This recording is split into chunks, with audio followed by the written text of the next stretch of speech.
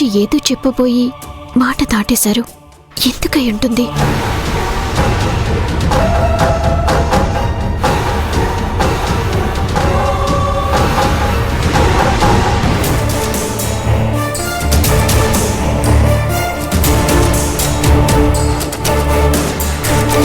పంతులు గారు,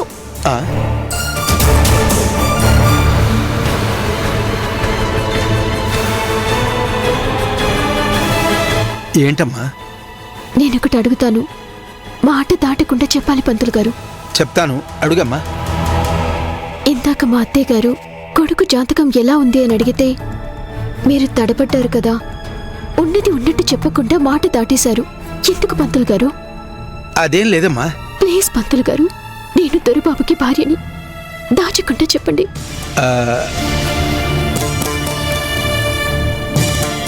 అబ్బాయికి గ్రహదోషం గురించి కదమ్మా. తన గ్రహస్థితి బాగోలేదు, టైం మంచిగా లేదు. జాతకరీత్యా తనకు కొన్ని నష్టాలు జరిగే అవకాశాలు ఉన్నాయమ్మా.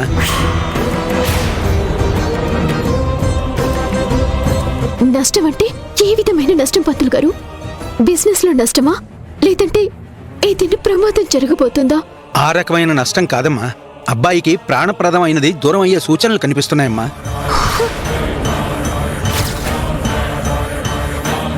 మరి ఇదే మాట ఇంతక మా అత్తయ్య గారికి చెప్పొచ్చు కదా పంతులు గారు.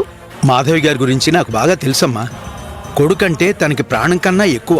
నేను ఈ మాట చెప్తే భయపడతారు, దోష నివారణ పూజలు చేయమంటారు.